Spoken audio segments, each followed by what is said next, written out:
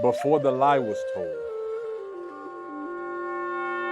before the flag was planted, before violence was blessed and called destiny, before colonizers arrived claiming new land with old blood on their hands, before survival meant fighting extinction, this land was not discovered. It was invaded. This is before the borders.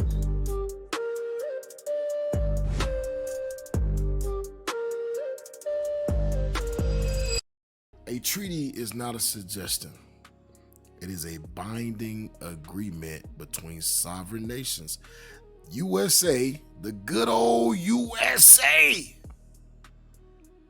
born America, have signed over 500 treaties with the so-called Native American Indians and broke every last one. Every single one. Get that first article.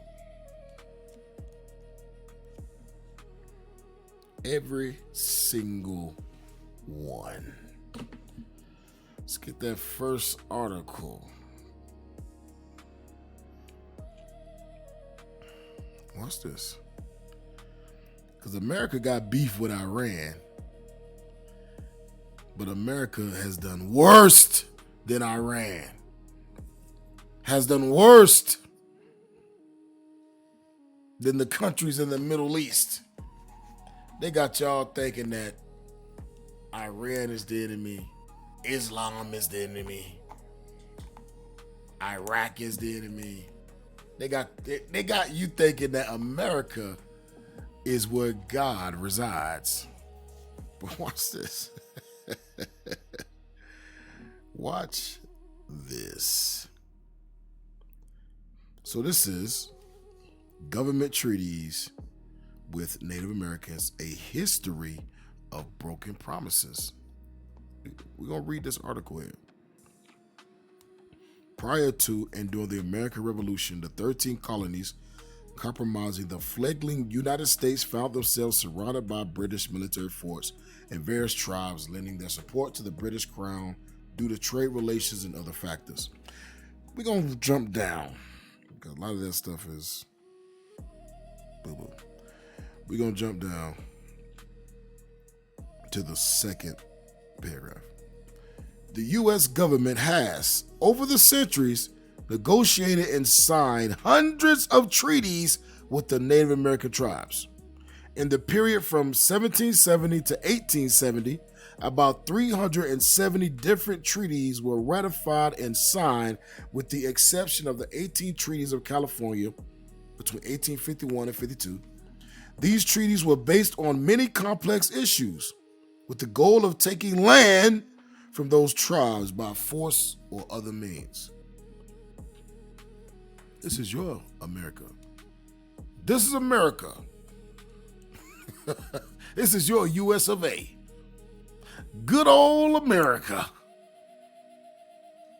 And they're still doing the same thing to this day.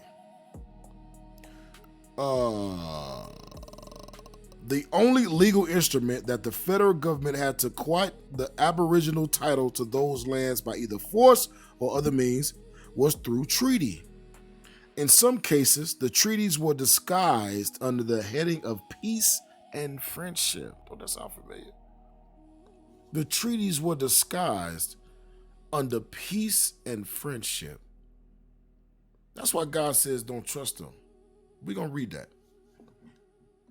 But were used to steal Indian lands, as in the case of the Doty Treaty of Ruby Valley in 1863 amongst the Western Shoshone tribes of Nevada. However, many of these treaties also stated a guarantee of peace, preservation of fishing and hunting rights, defined land boundaries of tribal land, and the protection of the indigenous people from both foreign and domestic enemies. Many, if not most, although ratified by the U.S. Senate and signed into law by the president, were never properly implemented, if at all, and over time were quietly swept into administrative black holes never to be seen again in the case of the 18 treaties of California, 1852, until their rediscovery in 1905 by a Senate clerk in Charles E. Kessley of San Jose in 1905, who was later named Special Indian Agent for the landless and homeless California Indians. This is history. This is history that they don't want to teach us. They don't want us to remember that this land was gained by thievery, by deception, by shaking my hand and hiding the gun. That's what they did to us. We're going to get some more. Let me see.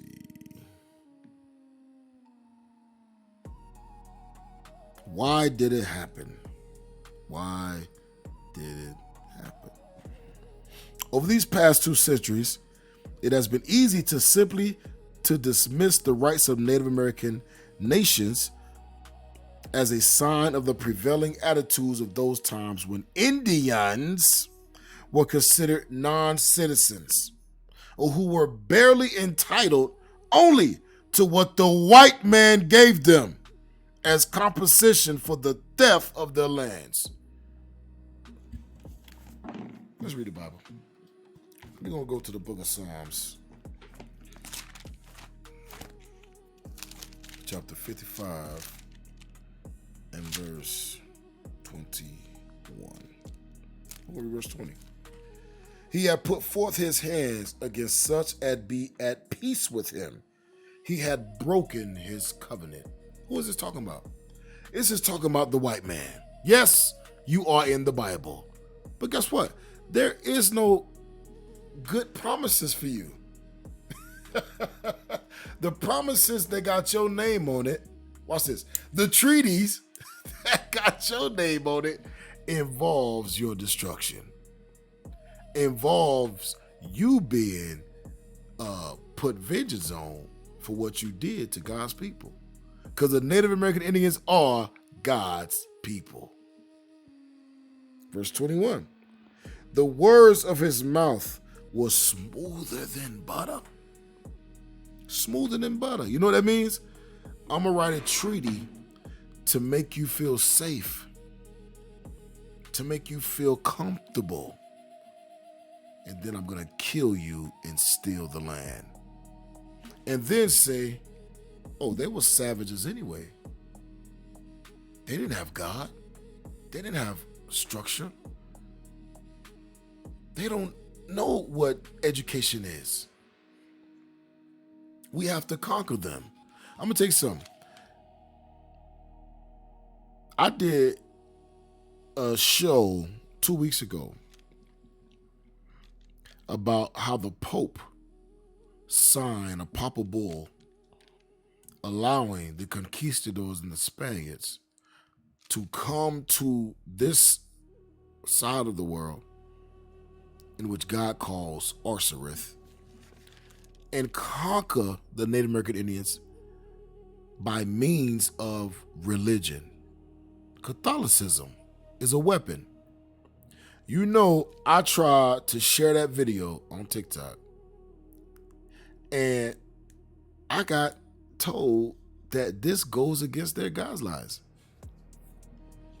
What guideline, TikTok? The guideline was you cannot speak against certain religions. Catholicism. So, is the facts or no?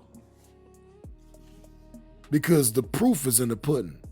The history, all the books we bring out on this show, all the books we bring out, all the history we bring out, it cannot be disputed. You can't come against the facts. Watch this, verse 21. The words of his mouth was smoother than butter. Smooth. How's your friend? I'm just trying to civilize you, you little savage. I just want the best for you. But what were they really trying to do? But war was in his heart. War is in this white man's heart. War! That's why they go to war with everybody. They push war on everybody and they dare you to shoot back. War is... just months ago, I thought Trump said there was a peace deal with Iran.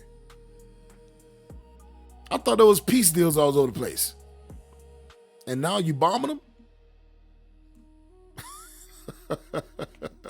War is in this man's heart. His words were softer than oil, yet were they drawing swords. It was drawing swords. What does that mean? That means their words sets up their war. That's what happens to the Native American Indians. They came with smooth butter, smooth oil, and they said, we want to learn your way. Teach us how to fish. Teach us how to hunt. Teach us how to bathe. Teach us how to crop. Teach us how to plant.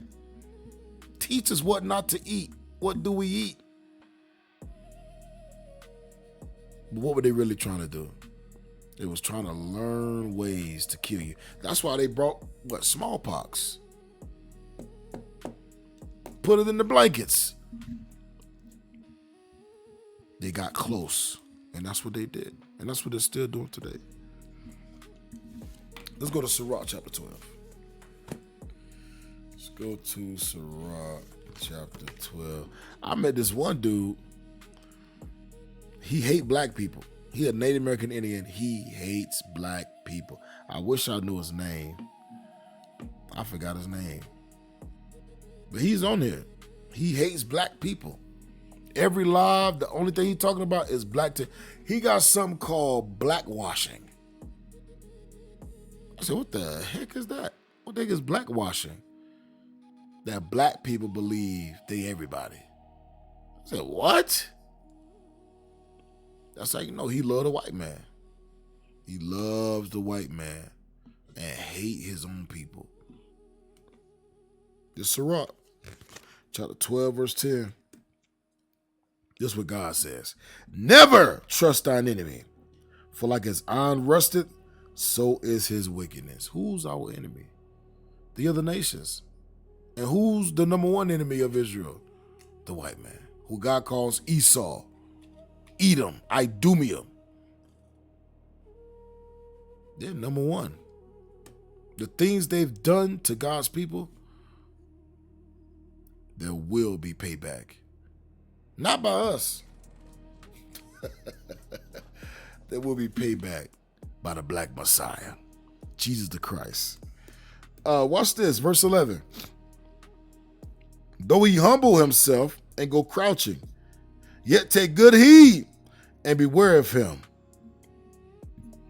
And thou shalt be unto him as if thou hast wiped a looking glass, and thou shalt know that his rust hath not been altogether wiped away. You can't clean these people. You can't clean this. These people are incapable of being righteous. They are incapable of being peaceful. They are incapable of really feeling sorry for what they've done and what their ancestors have done. They are incapable. That's why the offspring of those that stole the land say, that wasn't me. I didn't do it. But you are reaping the benefits, white man. You are reaping the benefits of the enslavement of the Native American Indians. You are reaping the benefits of the breaking of over 500 treaties. You are reaping those benefits. What are you doing to make sure that the Native American Indians get what was stolen from them returned to them? What are you doing? Or are you just sitting back, chilling, thanking your God for the enslavement of the one true God's people? Let's keep reading. Verse 11. Though he humble himself, verse 12. Set him not by thee, lest when he hath overthrown thee, he stand up in thy place. That's what happened. We set the white man by us. We thought he was peaceful. We thought he was loving. We thought he was our brother. We thought you was my friend, Billy. You was my friend, Justin. You who's my friend, Bob. That's what we thought. You was my friend. What does God say? Neither let him sit at thy right hand, lest he seek to take thy seat. What the seat? Good old America. Because this land belonged to the Native American Indians. This was our seat.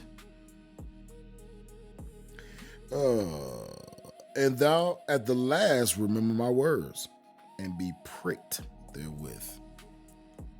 God says remember and be pricked. Let it always stay with you. Let the words stay with you. Remember that these people cannot be trusted. But what do we got to do? You got to repent as an Israelite. We brought out the history. We bring out the history every week. We got the history. We got the books. We got the Bible. The Bible is your book. So-called Native American, so-called Hispanic, you so-called Mexican, Puerto Rican, Cuban, Venezuelan, Brazilian, Dominican. God says you are the Israelite. Let's go to Deuteronomy 28, 48. We got a few more articles that we're going to go over tonight. Deuteronomy 28 and 48. 49. The Lord shall bring a nation against thee from far, from the end of the earth, as swift as the eagle flieth, a nation whose tongue thou shalt not understand. This is Moses speaking to the Israelites, that the Lord was going to bring a nation against you. Wake up, listen. The Lord was going to bring a nation against you. You wouldn't understand their language. You're not going to understand their ways. There's only so much a black and Hispanic Native American man will be willing to do violence-wise. We have, majority of us, 99%, the other percent's crazy here. We have consciences. Your conscience, you had one since you were small. There are white people right now saying, the voice that y'all hear in y'all head, I have never heard. There are white people saying that. Like, y'all hear y'all self in y'all head? These people ain't got no consciences. They ain't got no conscience. Watch this. Verse 50. See how fierce of a nation this nation was that the Lord sent against us. A nation of fierce countenance, which shall not regard the person of the old, nor show favor to the young. In the hood, we always know you don't mess with the children and the old folk. I know when I was growing up, if an old grandma came outside, we didn't give a doggone how tough we was. If she said y'all need to move down the block, guess what we did? Move down the block. Yes, ma'am. Yes, ma'am. Hey, grandma, we was still little boys to grandma. We made sure we did dirt. We didn't do it in front of granddaddy and grandma's house. I'm just talking about those on the block. and you didn't mess with little kids. This white man say they don't give a damn about the old or the young. Verse 51. And he shall eat the fruit of thy cattle and the fruit of thy land until thou be destroyed. This white man killed all the buffalo. To do what? To kill the Native American Indians. Andrew Jackson pushed through the Indian Removal Act. He didn't care about the young or the old. Let that sink in. Thousands died in the Indian Removal Act. Let's get that. I'm sorry, we got another article. Yeah, get that next article. Now you know what? Now we're gonna skip it. Go to the Indian Removal Act.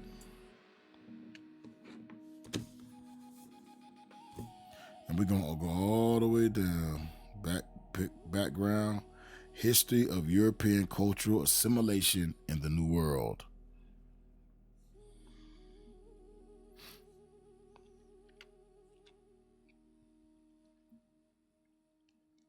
It says many European colonists saw American Indian tribes as savages. However, Euro-Indian relations varied, particularly between the French and the British colonies. New France, which was established in the Great Lakes region, generally pursued a cooperative relationship with the Indian tribes through the existence of certain traditions such as the marriage à la Faucon du Pays, a marriage between French-Canadian tradesmen and American Indian women. Ain't that, why do you always try? The white man loved them some Israelite women. But when you look at, there's a movie out there called The Killer of Flower Moon. The Killer of the Flower Moon. These white dudes was marrying the Native American women to get the what's it called? To get the oil that was on the land, their inheritance. And they were murdering all the men in this particular tribe. They were murdering all the men so that no Indian man, Native American man, would get the inheritance, which would make them rich. So the white men came in and said, you know what? I have to marry a Native American woman. Let me get her to fall for me. And this simple woman thought that she was in love. But this whole time it was a plot. It was a setup. Let me jump down. I'm gonna go to during. During the colonial history of the United States, many European colonists felt their civilization to be superior to that of the Indians due to their own notions of private property as a superior system of land tenure in addition to their Christian practices. This is what happened. The white man said, our way is better. How do you go to a land that you've never been to? You don't know the climate, you don't know the animals, you don't know how to live on this land. And say, hey, I know y'all been here for many, many years, but our way is better. How? How do one do that? That's that pride. They had to be sent from God. They had to be. God sent them because of our disobedience. Colonial and frontier encroachers inflicted a practice of cultural assimilation, meaning that tribes such as the Cherokee were forced to adopt aspects of white civilization. This American acculturation was originally proposed by first President George Washington. Good old George. The president everybody loved. And it was well underway among the Cherokee and the Choctaw people by the beginning of the 19th century. Indian tribes were encouraged to adopt European customs. First, they were forced to convert to Christianity and abandon their traditional religious practices. We got books, but the history shows that their religious practices before the white man was the laws in the Bible. This history says the white man came and says you have to adapt the religion of Christianity and leave those religious practices. Wait a minute. Don't make no sense. So you are bringing them their book of practices that they were already doing, but now you're labeling the book of Christianity when it's actually the book of the Israelites. That lets you know Christianity is not the religion of God. It can't be. If the Native American Indians were doing the laws of God before the white man came, then what is the religion of Christianity then? It can't be of God.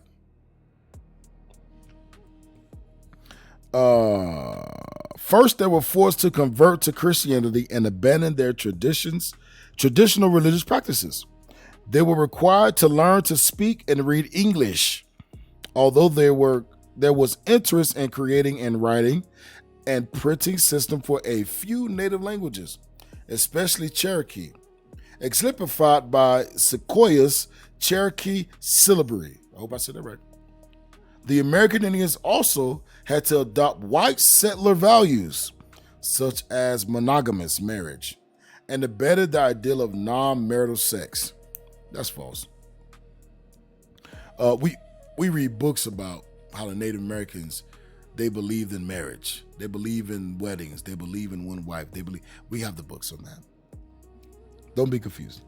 Finally, they had to accept the concept of individual ownership of land and other property, including in some instances the ownership of Black African people as slaves. Many Cherokee people adopted all or some of those practices, including Cherokee Chief John Ross, John Ridge, and Elias Boudinot, as represented by the newspaper he edited. I'm going to tell you something.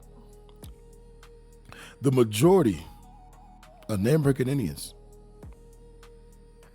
they didn't have African Americans, so-called, because God calls you Judah.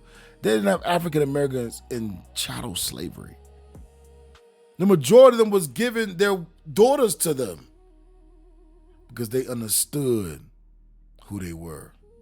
They understood that those are our brothers in captivity. Or if they didn't know, this is the thought process. The enemy of my enemy is my friend. So let me help him. When so-called African Americans ran away from slavery and they ran to Native Americans, the Native Americans took them in as indentured servants and gave their daughters to them and adopted them into their tribes. A lot of them did that. We're gonna move on from this. So let that sink in. Thousands died. Oh no!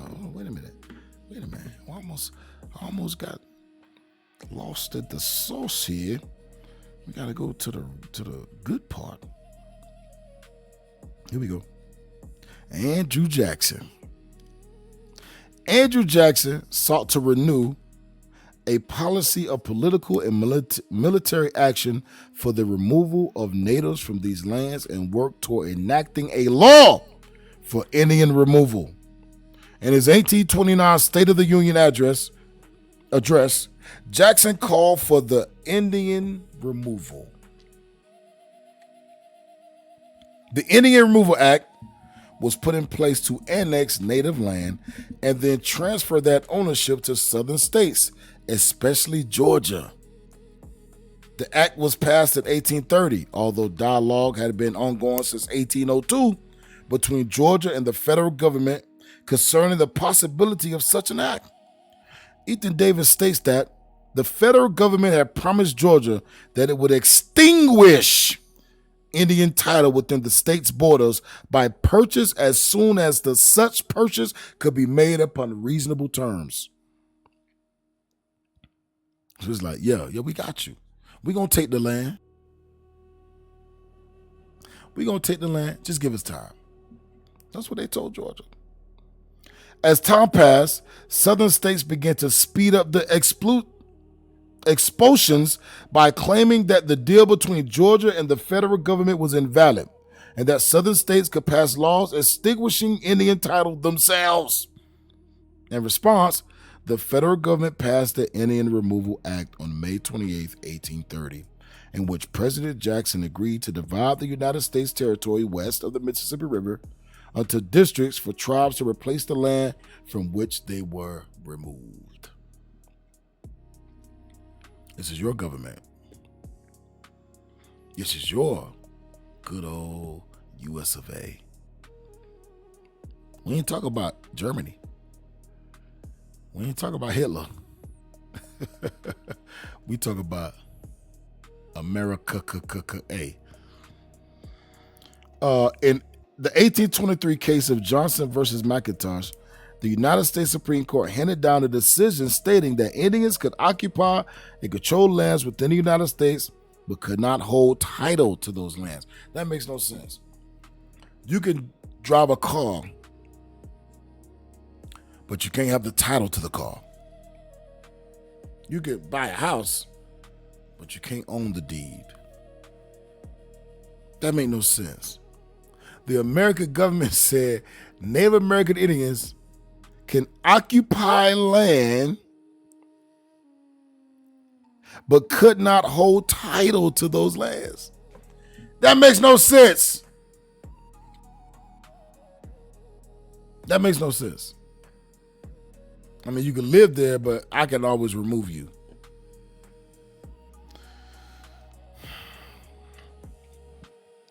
Jackson viewed the Union as a federation of highly esteemed states, as was common before the American Civil War. He opposed Washington's policy of establishing treaties with Indian tribes as if they were sovereign foreign nations. Thus, the creation of Indian jurisdictions was a violation of state sovereignty under Article 4, Section 3 of the Constitution. As Jackson saw it, either Indians compromised sovereign states, which violated the Constitution, or were subject to the laws of existing states of the Union. Jackson urged Indians to assimilate and obey state laws. And we're going to go over that because the governor in Oklahoma is saying the same thing right now. Further, he believed he could only accommodate the desire for native self-rule in federal territories, which required resettlement on federal lands west of the Mississippi River. So what happened? Andrew Jackson marched thousands of Native American Indians from the East Coast all the way to Oklahoma and the West Coast, the West region. Thousands. Many died. Thousands died. Thousands died of hunger, of sickness, of just being left behind, left to die. That's your America. That's your America. What are we going over? Broken treaties and stolen land. That's what we're going over. Then came the gold rush. Ain't that crazy how treaties hold up until gold is found? Oh, that's a good treaty right there. Yeah, y'all, we gonna teach y'all good. Y'all got gold in that land? Time's up. Now it's time to revise this treaty. Now it's time to revise this treaty. Let's get that. Land guaranteed to the Lakota under the Treaty of Fort Laramie, taken when gold was discovered in the Black Hills. The United States even admitted in court that the land was taken illegally. Offered many money decades later, the Lakota refused it because you don't sell sacred land. Let's get that article. Let's get that next article.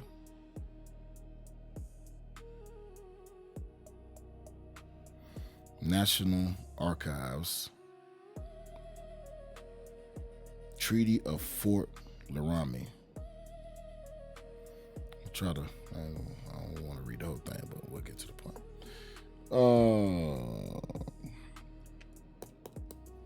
In the 19th century, the U.S. government's drive for expansion clashed violently with Native Americans' resolve to preserve their lands, sovereignty, and ways of life. This struggle over land has defined the relationship between the U.S. government and Native tribes. From the 1860s to the 1870s, warfare and skirmishes broke out frequently on the American frontier. In 1865, a congressional committee studied the uprising and wars in the American West. They produced a report on the condition of the Indian tribes in 1867. This led to an act to establish an Indian Peace Commission to end the wars and prevent future conflicts. The U.S. government set out to establish a series of treaties with Native tribes that would force American Indians to give up their lands and move further west onto reservations. Let me read that again for you, because maybe you missed it. The U.S. government set out to establish a series of treaties with Native tribes that would force American Indians to give up their lands and move further west onto reservations.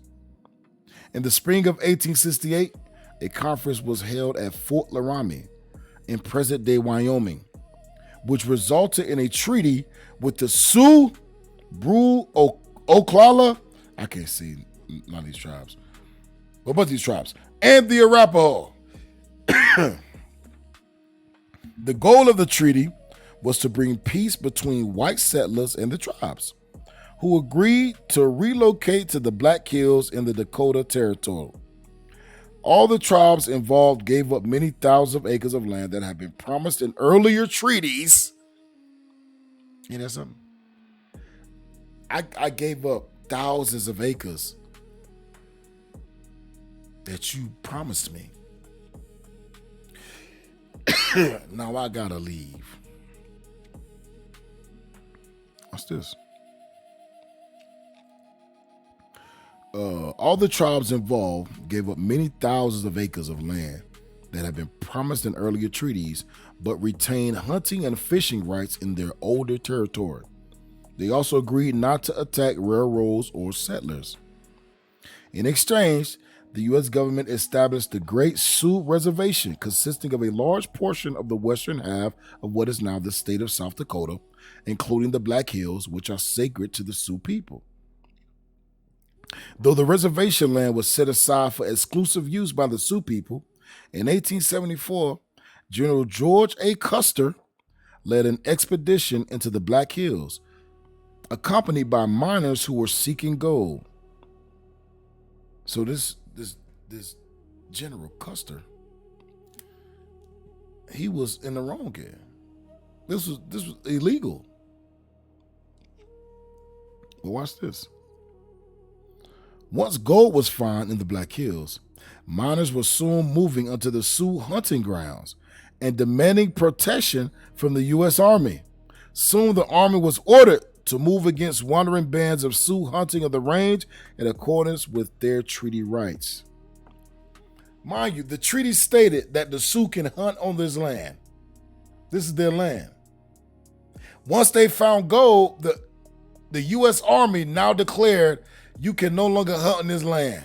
We're going to protect the miners so they can mine this land and get your gold.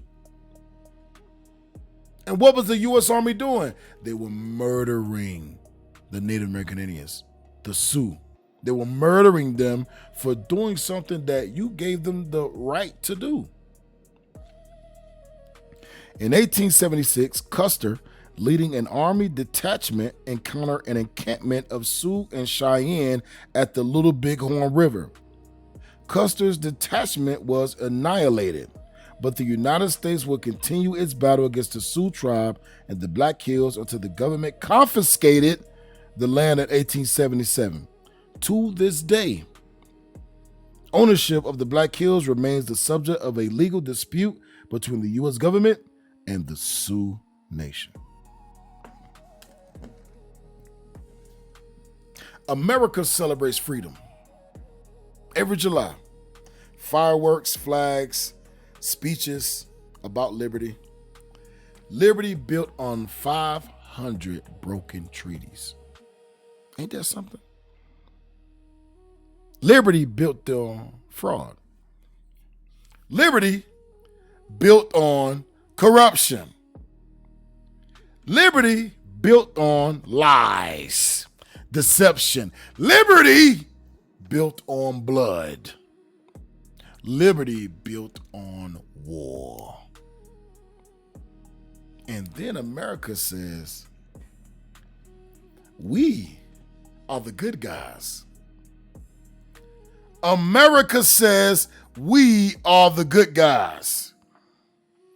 America was built off of blood, off of the backs of the Native American Indians, off of the backs of the so-called Hispanics, off of the backs of the so-called African Americans.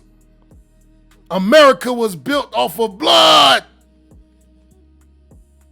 broken treaties, stolen land. This is the attributes of your country. And you got people that will die for this country. You got people that will kill for this country. You got people that will come against somebody like me for breaking out the history of what their forefathers did to my forefathers in this country. You gotta ask yourself, what's the truth? Somebody said, so what are you saying? You're gonna hate everyone? Not one word out of my mouth ever came out about hate. This is exactly what I'm talking about. You proving my point. You are proving my point. So what do you say? You're going to hate everyone? I did not say the word hate one time. In the whole 40 minutes I've been talking about the history of how the white man enslaved and conquered and colonized the Native American Indians. That sound like hate. That sound like hate. Are you going to hate Hitler forever? Are you going to hate Iran forever? Are you going to hate Bin Laden forever? Are you going to hate that the Twin Towers were destroyed forever?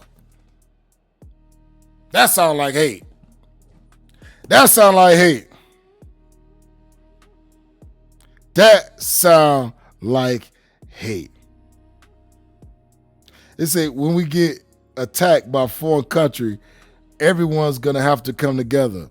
No, the hell we ain't. Watch this. We going to prove it. We ain't coming together. Proverbs 11:21. Let's see what the Bible say. Let's see what the Bible says. Proverbs 11:21. Though hand join in hand, everybody want to be together. Kumbaya, my Lord. Kumbaya. Let's see what the Bible says. Though hand join in hand, the wicked shall not be unpunished. Who's the wicked, you may ask? Let's see what the Bible says. Who's the wicked? Malachi chapter 1 and verse 4. Whereas Edom saith, we are impoverished, but we will return and build the desolate places. Who's Edom? The white man, your ancestors. Edom is the same people that conquered the Native American Indians. Edom are the same people that conquered the so-called blacks, the so-called Hispanics, broke all the treaties. That's Edom. But we will return and build the desolate places. Thus said the Lord of hosts, they shall build, but I will throw down. And they shall call them the border of wickedness. And the people against whom the Lord have indignation forever. So no, we ain't coming together with everybody. Hey, when America gets attacked, guess what I'm going to be doing? I'm going to gather with my people. The so-called blacks, Hispanics, Native Indians that are keeping God's commandments in the faith of Christ and know who they are. That's what I'm going to gather with.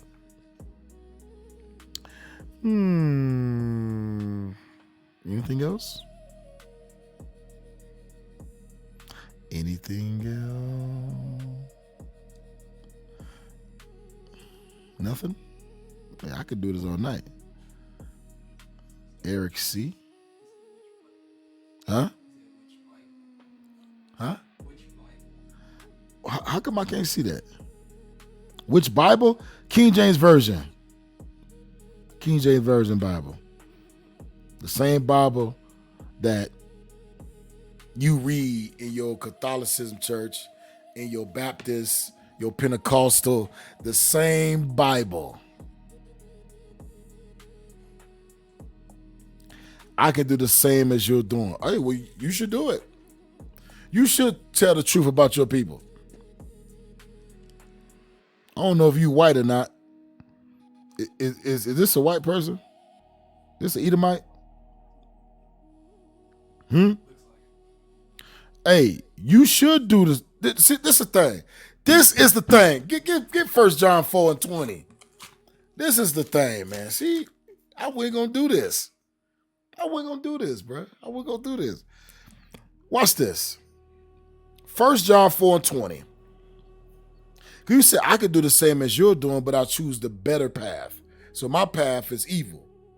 What I'm doing is evil. I'm bringing out the history of what happened to my people is evil. Watch this. If a man say, I love God, and hated his brother, he is a liar. The same people that say they love everybody, but then enslave a whole nation of people. If you love the Native American Indians, why don't you do what I'm doing? If you love the so-called Hispanics, why don't you do what I'm doing? If you love the blacks, the so-called blacks, why won't you do what I'm doing? Bring out the truth. Every country has something to say about their people being done wrong as evil. Name the countries. Good God Almighty.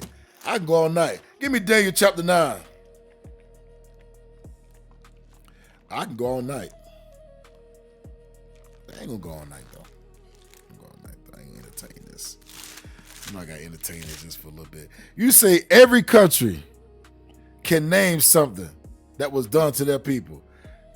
Who in China is complaining that the white man enslaved them in China? Who? Who in North Korea is complaining that the white man enslaved them? That the white man is oppressing them in North Korea? Who in Russia is saying America is oppressing us while they in Russia? Every other country has their own laws, has their own military, has the might to get out of any predicament they are in except blacks, Hispanics, and Native Indians.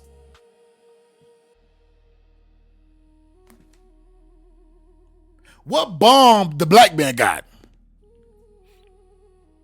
What nuclear power do the Native Americans got? What nuclear power do the Hispanics got? Hell, America went and kidnapped Maduro overnight. America didn't even have to shoot a bullet. I'm gonna tell you. The American Army, military, Marines didn't even have to shoot a bullet. They had weaponry that when they turned it on, Maduro's bodyguards started bleeding out the eyes, started bleeding out the nose, started vomiting, and just died. Didn't have to shoot a bullet.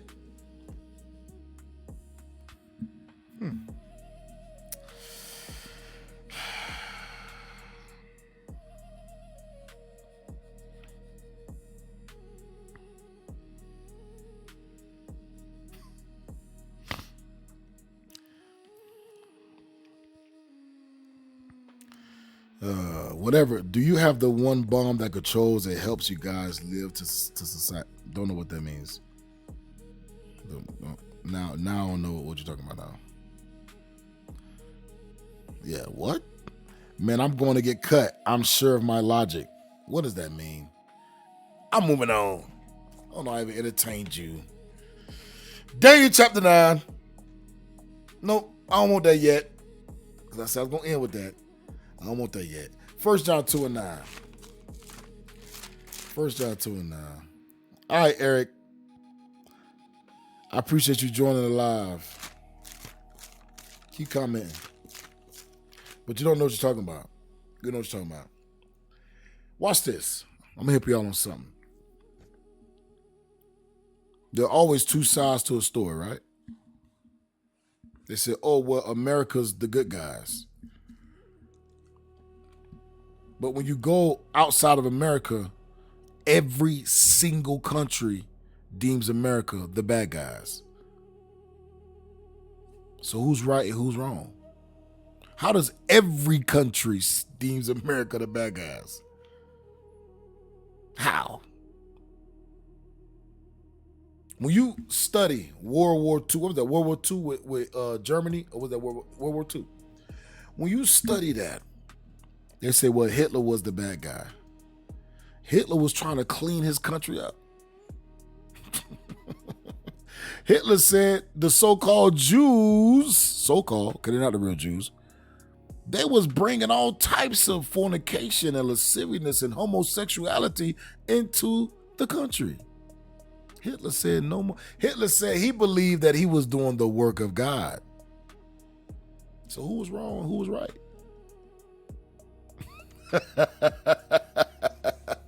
Let me stop for TikTok, ban me. Let me move on. 1 John 2 and 9. He that said he is in the light and hateth his brother is in darkness even till now.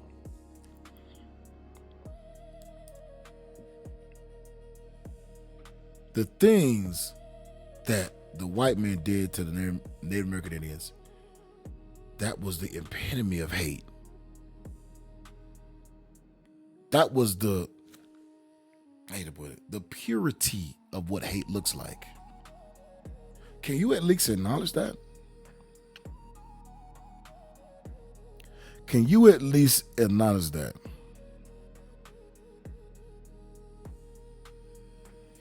Eric, can you acknowledge that? That what the white man did to the Native American Indians was hate. If you can acknowledge that, I will leave you alone. I think we all waiting. We gonna wait for you, Eric. Can you acknowledge that what the Native Americans did? Do you need a box, man? That's all I know. What?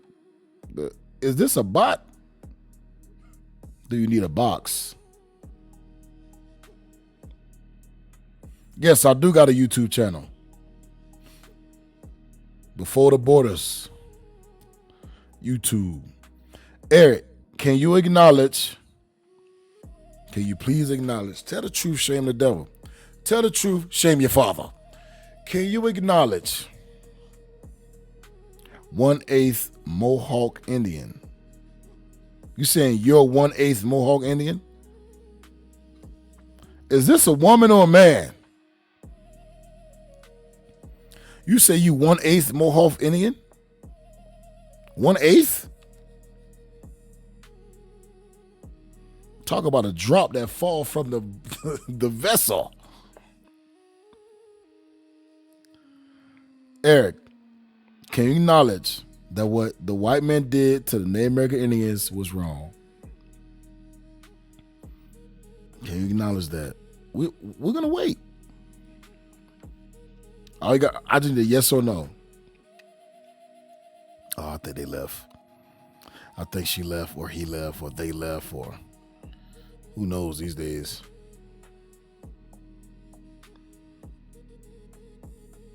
All right, yep. I think they left. I'll move on. Huh? This is a dude who says he is from the Mohawk Valley in New York. Why are you talking like that? Like you live in a trailer park or something. Okay, so can you just answer the question? Okay, Eric, you're a dude. Okay.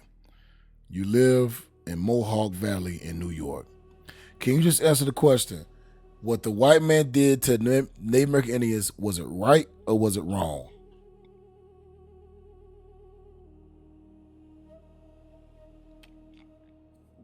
Yeah, he's not answering the question. Moving on. I'm moving on, bro. This dude is a bot. Titus 1:16. I'm moving on. He don't know what's going on right now. He's not answering the question. And you know what's crazy? Nobody want to answer the question. What's wrong? But yes, I believe what they did to the natives was wrong. Okay. I appreciate that. I appreciate you telling the truth. I got one more question for you. What are you doing to fix what they did to my brothers and my sisters? What are you doing about it? Answer that, Eric. I'm going to tone it down on you, Eric, because I appreciate you saying it was wrong. I appreciate that. Okay. I think fake. Why do you think Thanksgiving is effed up? Yeah, Thanksgiving was effed up. They murdered thousands of Native American Indians and ate over their bodies. Okay, Eric. You might be a, hey, are you Caucasian? Are you Caucasian, Eric? You might be one of them good Caucasians. Eric, are you Caucasian?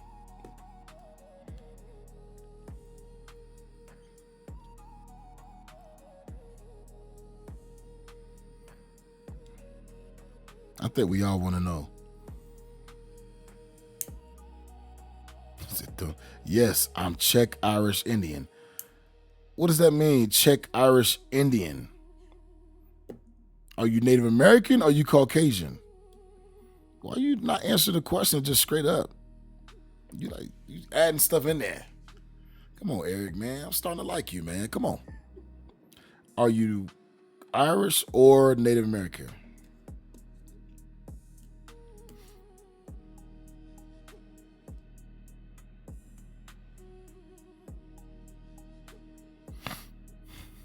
I'm looking at my phone waiting for him to.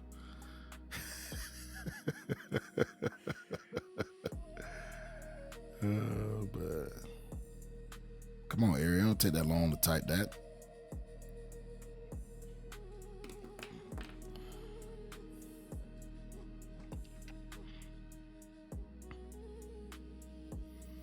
All right, man. Eric ain't trying to play no more. Where we at? Titus 1:16. I'm going to start at verse 15. Unto the pure, all things are pure. But unto them that are defiled and unbelieving is nothing pure. Nothing pure. That's why ain't nothing pure with this white man. Ain't nothing pure. Because they are defiled. How can you come to a nation that's already got laws, already got customs, traditions that have been proven over time, and look at them and say, they're impure, I'm pure, I can fix them with Christianity? This white man is impure, man. But even their mind and conscience is defiled. Verse 16. They profess that they know God, but in works they deny him, being abominable and disobedient, and to every good work reprobate. That's what these guys are. They are reprobate. They are reprobate. Let me get Daniel 9. I only know what this dude is talking about now. Who doesn't like a mutt? They're always picked out at the shelters. I'm just you might be a crackhead, Eric. I don't know. Now you're a mutt. I asked you a simple question. Are you Native American or are you Irish? How you want to be everything? I tell you, the white man want to be everything. White men want to be Egyptian. White men want to be Moses. They want to be Paul. They want to be Jesus. They want to be every doggone thing. They want to be the last samurai, white guy. Passion of Christ, white guy. 300, white man. Everybody white. Everybody in history is white. This is crazy.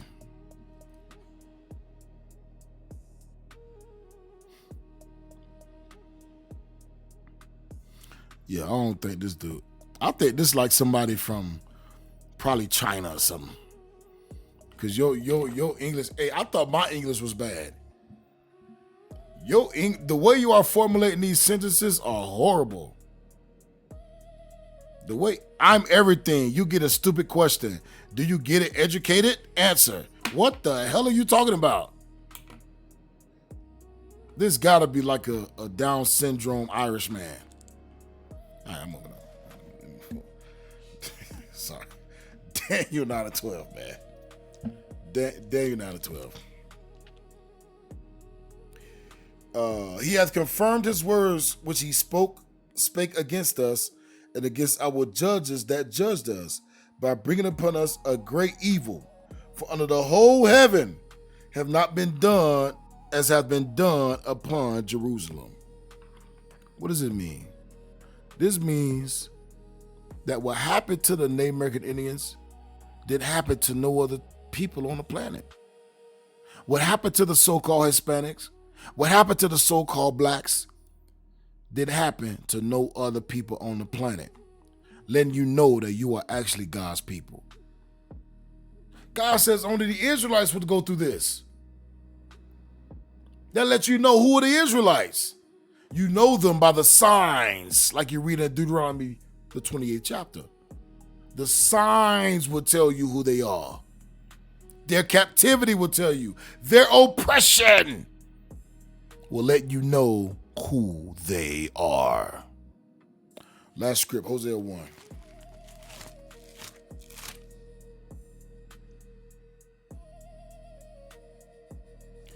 God's people are all people.